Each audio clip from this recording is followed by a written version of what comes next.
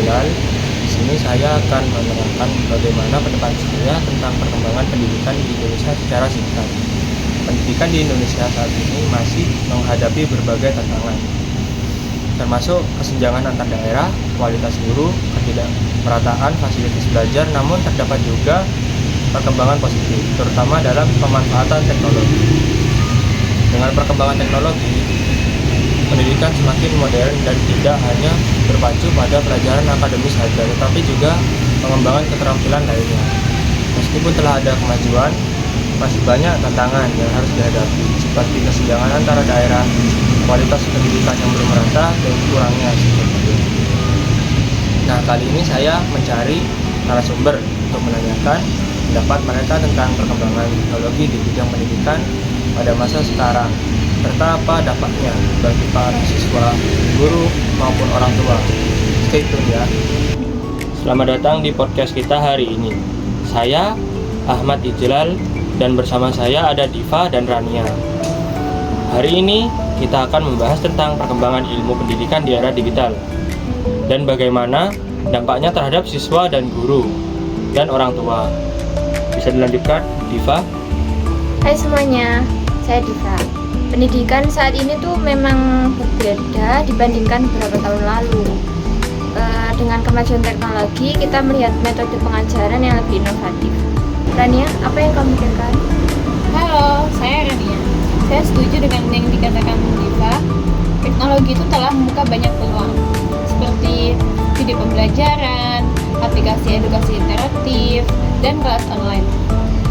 Semua ini membuat proses belajar jadi lebih menarik. Tapi, kita juga harus waspada terhadap keterbatasan akses. Tepat sekali, akses internet yang belum merata menjadi tantangan besar bagi kita. Bisa memastikan bahwa semua siswa, terutama di daerah terpencil, mendapatkan manfaat yang sama dari teknologi ini. Selanjutkan, Diva. Ini memang isu yang perlu perhatian serius. Mungkin kita perlu lebih banyak program yang menyediakan akses internet di daerah yang kurang terlayani.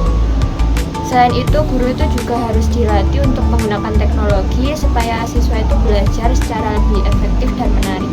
Setuju, dan tidak hanya itu, penting juga untuk mempertimbangkan gaya belajar yang berbeda. Setiap siswa memiliki cara yang unik dalam memahami materi. Pendidikan juga harus lebih personal agar bisa memenuhi kebutuhan masing-masing siswa. Bagaimana dengan peran orang tua? Seberapa pentingkah mereka beradaptasi dengan perubahan ini? Orang tua itu punya peran yang sangat krusial. Mereka harus memahami teknologi yang ada untuk digunakan anak-anaknya. Dengan begitu, mereka bisa mendukung dan mendampingi anak-anaknya untuk belajar di rumah. Dan mungkin juga bisa orang tua mendorong anak untuk berdiskusi tentang pembelajaran mereka. Diskusi yang terbuka bisa membantu anak merasa lebih nyaman untuk bertanya dan berbagi pendapat. Ini semua penting untuk menciptakan lingkungan belajar yang positif.